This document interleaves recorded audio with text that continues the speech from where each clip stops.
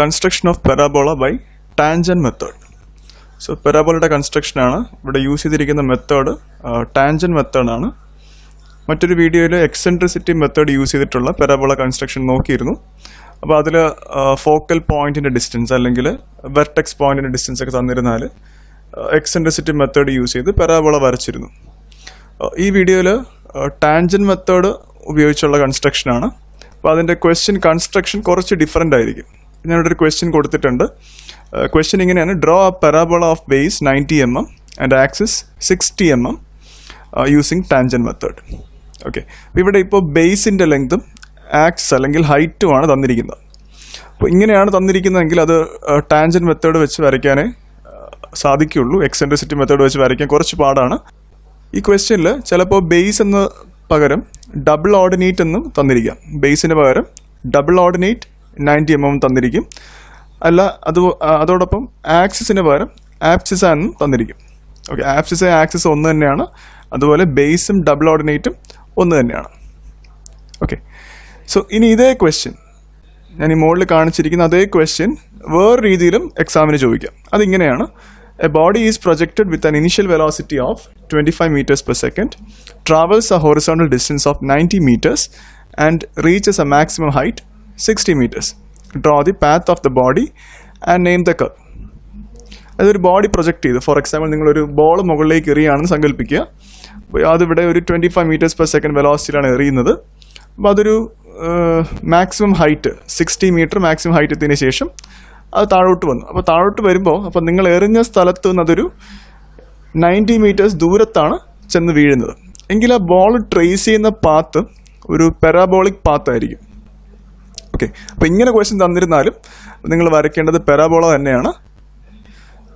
ഇതേ same question: draw parabola of base 90 mm axis 60 mm. വേറെ രീതിയിൽ ഒരു ആപ്ലിക്കേഷൻ ലെവലിൽ അവർ ക്വസ്റ്റ്യൻ കൺസ്ട്രക്ട് ചെയ്തിരിക്കുന്നതേ ഉള്ളൂ. അപ്പോൾ ഈ രണ്ട് ക്വസ്റ്റ്യൻ ഒന്ന് തന്നെയാണ്, രണ്ടിലും വരയ്ക്കേണ്ടത് പാരാബോളയാണ്. ഓർത്ത് വയ്ക്കുക. ഓക്കെ, ഇനി എങ്ങനെയാണ് ടാൻജന്റ് മെത്തേഡ് യൂസ് ചെയ്തിട്ട് പാരാബോള വരയ്ക്കേണ്ടത് നോക്കാം. സോ ആദ്യം ചെയ്യേണ്ടത് ക്വസ്റ്റ്യനിൽ തന്നിരിക്കുന്ന രണ്ട് ഡേറ്റ ഉണ്ട്: ബേസ് 90 mm ആക്സിസ് 60 mm. ഈ രണ്ട് ഡേറ്റ യൂസ് ചെയ്തിട്ട് ആദ്യം രണ്ട് ലൈൻസ് വരയ്ക്കുക. അപ്പോൾ ആദ്യം ഞാൻ വരയ്ക്കാൻ പോകുന്ന ബേസ് 90 mm വെച്ചിട്ടൊരു ഹൊറിസോണ്ടൽ ലൈൻ വരച്ചു. ആ ലൈനിന് AB എന്ന് പേര് കൊടുത്തു. Length 90 millimeters. അതിനുശേഷം AB-യുടെ സെൻറ്റർ പോയിന്റ് ഏതെങ്കിലും ഒരു സൈഡിൽ നിന്ന് എയിലെന്നോ ബിയിലെന്നോ 45 എടുത്തു കഴിഞ്ഞാൽ സെൻറ്റർ പോയിന്റ് കിട്ടും. അവിടെ നിന്ന് AB-ക്ക് പെർപെൻഡിക്കുലറായിട്ട് 60 mm ഹൈറ്റ് വരുന്ന ആക്സിസ് വരയ്ക്കുക.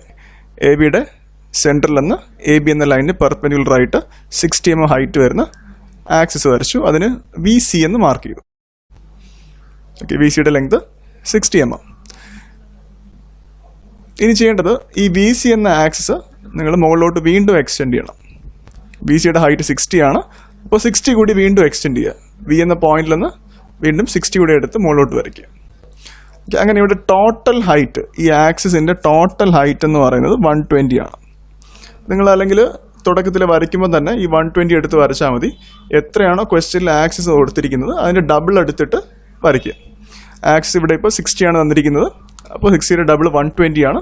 120 എടുത്ത് തന്നെ തുടക്കത്തിൽ ഈ ഒരു സെൻറ്റർ ലൈൻ വരയ്ക്കുക. അപ്പോൾ ഈ സെൻറ്റർ ലൈൻ വരയ്ക്കുമ്പോൾ നിങ്ങൾ ചെയിൻ ലൈൻസ് തന്നെ വരയ്ക്കുക. കാരണം ഇത് അതിൻ്റെ ആക്സിസ് ആണ്. ചെയിൻ ലൈൻസ് യൂസ് ചെയ്ത് വരയ്ക്കുക. ഓക്കെ, ഈ ലൈനിൻ്റെ ഈ ആക്സിസ് ലൈനിൻ്റെ ഏറ്റവും മുകളിലത്തെ പോയിന്റിന് E എന്ന് മാർക്ക് ചെയ്തു. ഇനി എയും ഇയും ജോയിൻ ചെയ്യുക. അതുപോലെ ഇയും ബിയും ജോയിൻ ചെയ്യുക. അങ്ങനെ ഇവിടെ AEB എന്നൊരു ട്രയാങ്കിൾ കിട്ടി. ഈ ട്രയാങ്കിളിൻ്റെ ഹൈറ്റ് എന്ന് പറയുന്നത് ആക്സിസിൻ്റെ ഡബിൾ ഹൈറ്റാണ് 120 mm. ഇവിടെ ഇപ്പോൾ ആക്സിസ് 60ക്ക് പകരം 80 എന്നാണ് കൊടുത്തിരിക്കുന്നതെങ്കിൽ 80 ഡബിൾ എടുക്കുക. 160 mm ആണ്. 160 mm ഹൈറ്റ് എടുത്ത് വരയ്ക്കുക. ഓക്കെ, എത്രയാണ് ആക്സിസ് തന്നിരിക്കുന്നത് അതിൻ്റെ ഡബിൾ എടുത്തിട്ട് വേണം ഈ ട്രയാങ്കിളിൻ്റെ ഹൈറ്റ് വരയ്ക്കാൻ, അതായത് EC എന്ന ലൈൻ വരയ്ക്കാനായിട്ട്. ഈ ട്രയാങ്കിൾ കിട്ടിയാലും ട്രയാങ്കിളിന് ഇവിടെ നമുക്ക് രണ്ട് ഇൻക്ലൈൻഡ് സൈഡ്സ് ഉണ്ട്. AE എന്നൊരു സൈഡുണ്ട്, EB എന്നൊരു സൈഡുണ്ട്. ഇനി ചെയ്യേണ്ടത് ഈ രണ്ട് ഇൻക്ലൈൻഡ് സൈഡ്സും ഈക്വൽ നമ്പർ ഓഫ് പാർട്സ് ആയിട്ട് ഡിവൈഡ് ചെയ്യാം. മിനിമം 8 നമ്പർ ഓഫ് പാർട്സ് ആയിട്ടെങ്കിലും ഡിവൈഡ് ചെയ്യണം. 8, 12, 16. ഡിവിഷൻസ് കൂടുന്നത് കുഴപ്പമില്ല. മിനിമം 8 പോയിന്റ്സ് എങ്കിലും വേണം. ഞാനിവിടെ AE എന്ന സൈഡ് ആദ്യം 8 ആയിട്ട് ഡിവൈഡ് ചെയ്യാൻ പോവുകയാണ്. ഇതൊരു ഇൻക്ലൈൻഡ് ലൈൻ ആയതുകൊണ്ട് തന്നെ നിങ്ങൾക്കത് മെഷർ ചെയ്ത് ഡിവൈഡ് ചെയ്യാൻ കുറച്ച് പാടായിരിക്കും. അപ്പോൾ നമുക്ക് അതിൻ്റെ ഡിവിഷൻ മെത്തേഡ് ഫോളോ ചെയ്തിട്ട് ഈസി ആയിട്ട് ഡിവൈഡ് ചെയ്യാൻ പറ്റും. അപ്പോൾ അതിനായിട്ട് ചെയ്യേണ്ടത് ഈ എ ഇ എന്ന ലൈനാണല്ലോ ഡിവൈഡ് ചെയ്യേണ്ടത്. അപ്പോൾ അതിൽ ഏതെങ്കിലും ഒരു എൻ പോയിന്റ് എടുക്കുക, എ എടുക്കാം അല്ലെങ്കിൽ ഇ എടുക്കാം. ഞാനിവിടെ എ എന്ന പോയിന്റ് എടുത്തു. അവിടുന്ന് ഏതെങ്കിലും ഒരു മെഷർമെൻറ്റിൽ ഒരു ലൈൻ വരയ്ക്കുക. ഞാനിപ്പോൾ സ്ട്രെയിറ്റ് ആയിട്ടാണ് വരച്ചിരിക്കുന്നത്. സ്ട്രെയിറ്റ് ആയിട്ട് തന്നെ വരയ്ക്കണമെന്ന് നിർബന്ധമില്ല. ഇൻക്ലൈൻഡ് ആയിട്ട് വേണമെങ്കിലും ചരിച്ച് വേണമെങ്കിലും വരയ്ക്കാം. എ എന്ന പോയിന്റിൽ നിന്ന് ഒരു ലൈൻ വരച്ചു.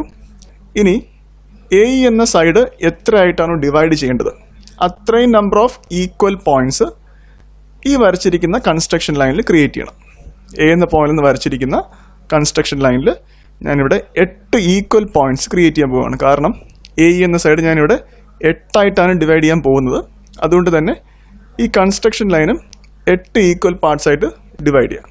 അപ്പോൾ അതിനായിട്ട് നിങ്ങൾക്ക് എ എന്ന പോയിന്റിൽ നിന്ന് ഏതെങ്കിലും ഒരു മെഷർമെൻറ്റ് എടുക്കാം. 1 സെൻറ്റിമീറ്ററോ 2 സെൻറ്റിമീറ്ററോ. അപ്പോൾ ലൈൻ്റെ ലെങ്തിനനുസരിച്ച് 1 സെൻറ്റിമീറ്റർ വെച്ചെടുത്താൽ മതിയാവും. അപ്പോൾ 1 സെൻറ്റിമീറ്റർ അല്ലെങ്കിൽ 10 mm വെച്ചെടുത്ത് 8 പോയിന്റ്സ് ക്രിയേറ്റ് ചെയ്യാം. എയിൽ നിന്ന് 10 mm എടുത്തു, അല്ലെങ്കിൽ 1 സെൻറ്റിമീറ്റർ എടുത്തു, 1 എന്ന പോയിന്റ് മാർക്ക് ചെയ്തു. ഇതിനടുത്ത് 1 എന്ന പോയിന്റിൽ നിന്ന് വീണ്ടും 10 mm എടുത്തു, രണ്ടാമത്തെ പോയിന്റ് മാർക്ക് ചെയ്തു. ഇനി രണ്ടാമത്തെ പോയിന്റ് നിന്ന് 10 mm മെഷർ ചെയ്യുക, മൂന്നാമത്തെ പോയിന്റ് എടുക്കുക. അതുപോലെ 4, 5, 6, 7, 8 എന്നിങ്ങനെ 8 പോയിന്റ്സ് മാർക്ക് ചെയ്തു. ഇവിടെ എടുത്തിരിക്കുന്ന എല്ലാം 1 സെൻറ്റിമീറ്റർ വെച്ചാണ്. 1 തന്നെ എടുക്കണമെന്നില്ല, നിങ്ങൾക്ക് വേണമെങ്കിൽ 2 സെൻറ്റിമീറ്റർ എടുക്കാം, അല്ലെങ്കിൽ 0.5 സെൻറ്റിമീറ്റർ എടുക്കാം. ഇഷ്ടമുള്ള മെഷർമെൻറ്റ്സ് എടുക്കാം. പക്ഷേ എല്ലാം ഒരേ മെഷർമെൻ്റ് ആയിരിക്കണം. എല്ലാ പോയിന്റ്സും തമ്മിലുള്ള ഗ്യാപ്പ് സെയിം ആയിരിക്കണം. ആ രീതിയിൽ എടുക്കുക. അങ്ങനെ ഇവിടെ 8 പോയിന്റ്സ് ക്രിയേറ്റ് ചെയ്തു. ഇനി അവസാനത്തെ പോയിന്റായ 8ാമത്തെ പോയിന്റും പോയിന്റ് ഇയും ജോയിൻ ചെയ്ത് ഒരു ലൈൻ വരച്ചു. പോയിന്റ് ഇയും 8ാമത്തെ പോയിന്റും ജോയിൻ ചെയ്തൊരു സ്ട്രെയിറ്റ് ലൈൻ. ഇനി ചെയ്യേണ്ടത് ഈ വരച്ചിരിക്കുന്ന 8ഉം ഇയും കണക്ട് ചെയ്ത് വരച്ചിരിക്കുന്ന ലൈനിന് പാരലായിട്ട് മറ്റ് ലൈൻസ് എല്ലാം വരയ്ക്കണം. പാരലൽ ലൈൻസ് വരയ്ക്കാനായിട്ട് നിങ്ങൾക്ക് റോളർ സ്കെയിൽ യൂസ് ചെയ്യാം. മിനി ഡ്രാഫ്റ്റർ നിങ്ങൾ വരയ്ക്കുമ്പോൾ ഡ്രാഫ്റ്റർ ഈ ലൈനിന് പാരലായിട്ട് സെറ്റ് ചെയ്ത് വെച്ചിട്ട് അങ്ങനെ വരയ്ക്കാൻ പറ്റും. അതല്ലെങ്കിൽ സെറ്റ് സ്ക്വയറിൻ്റെ ഒരു കോമ്പിനേഷൻ യൂസ് ചെയ്തിട്ട് പാരലൽ ലൈൻസ് വരയ്ക്കാം. അപ്പോൾ ഈ പാരലൽ ലൈൻസ് കറക്റ്റായിട്ട് വരയ്ക്കുന്നതിലാണ് നിങ്ങൾക്ക് ഇവിടെ കറക്റ്റ് ഡിവിഷൻസ് കിട്ടുക. ലൈൻസ് പാരലൽ അല്ല എങ്കിൽ എ ഇ എന്ന ലൈനിൻ്റെ കറക്റ്റ് ഡിവിഷൻസ് കിട്ടില്ല. ഓക്കെ, ഈ വരച്ചിരിക്കുന്ന 8E എന്ന ലൈനിന് പാരലായിട്ട് ഈ 7ാമത്തെ പോയിന്റിൽ നിന്ന് ഒരു ലൈൻ വരച്ചു. ഈ ലൈനും ആദ്യം വരച്ച ലൈനും പാരലാണ്. ആ ലൈൻ എ ഇ എന്ന ലൈനിൽ ഒരു പോയിന്റിൽ മീറ്റ് ചെയ്യുന്നതായിട്ട് കാണാൻ പറ്റും. അത് ആ ലൈനിൻ്റെ ഒരു ഡിവിഷനാണ്, ഒരു ഡിവിഷൻ പോയിന്റാണ് ആ കിട്ടിയത്. അതുപോലെ 6ാമത്തെ പോയിന്റിൽ നിന്ന് ഒരു പാരൽ ലൈൻ വരച്ചു. 5ൽ നിന്നൊരു ലൈൻ വരച്ചു. 4, 3, 2, 1.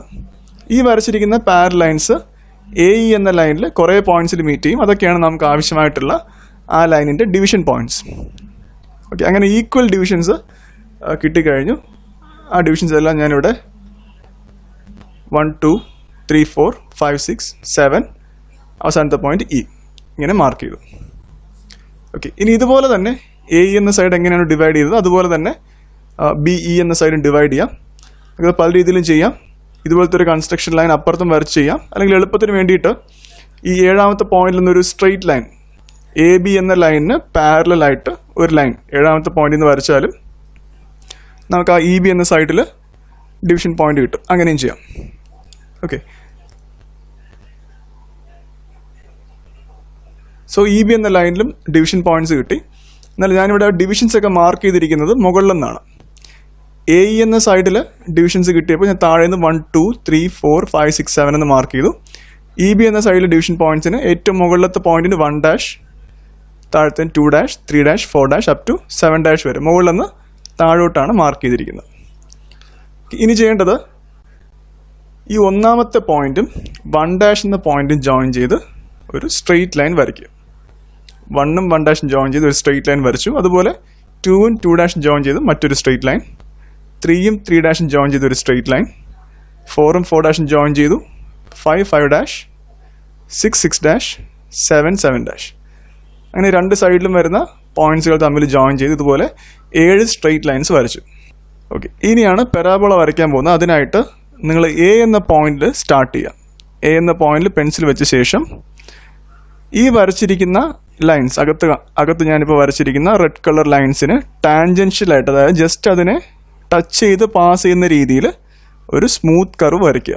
എ എന്ന പോയിന്റിൽ നിന്ന് സ്റ്റാർട്ട് ചെയ്ത് ഈ ലൈൻസിനെയൊക്കെ ജസ്റ്റ് ടച്ച് ചെയ്ത് അവസാനം ബിയിൽ അവസാനിക്കുന്ന രീതിയിൽ ഒരു സ്മൂത്ത് കർവ് വരയ്ക്കുക.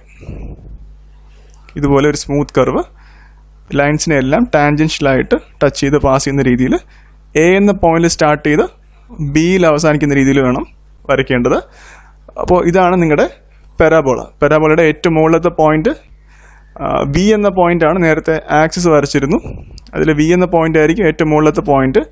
അതായത് 4ഉം 4' കണക്ട് ചെയ്ത് വരച്ചിരിക്കുന്ന ലൈനിലായിരിക്കും ഏറ്റവും മുകളിലത്തെ പോയിന്റ് കിട്ടുക. അതിൻ്റെ മുകളിലേക്ക് ഈ പെരാബോള പോയാൽ തെറ്റാണ്. അതിന് ജസ്റ്റ് ടച്ച് ചെയ്ത് പോകുന്ന രീതിയിൽ തന്നെ വരയ്ക്കുക. അതോടൊപ്പം ഈ ലൈൻസിൻ്റെ അകത്തോട്ടൊന്നും കയറരുത്. ലൈൻസിന് ജസ്റ്റ് അതിൻ്റെ പെരിഫറിയിൽ കൂടി ടച്ച് ചെയ്ത് പാസ് ചെയ്യുന്ന രീതിയിൽ പെരാബോള വരയ്ക്കുക. ഒരു കാര്യം കൂടി, ഇത് വരയ്ക്കുമ്പോൾ ഇതിലെ അവസാനം വരച്ച പെരാബോള എന്ന കർവ് മാത്രം നിങ്ങൾ തിക്കായിട്ട് വരയ്ക്കുക, നല്ല ഡാർക്കായിട്ട് പെരാബോള എന്നീ ഒരു കർവ് മാത്രം വരയ്ക്കുക. ബാക്കി എല്ലാ കൺസ്ട്രക്ഷൻ ലൈൻസും ലൈറ്റായിട്ട് അല്ലെങ്കിൽ തിന്നായിട്ട് വേണം വരയ്ക്കാൻ. ഇങ്ങനെയാണ് ടാൻജൻറ്റ് മെത്തേഡ് യൂസ് ചെയ്തിട്ട് പെരാബോള വരയ്ക്കേണ്ടത്. Thank you.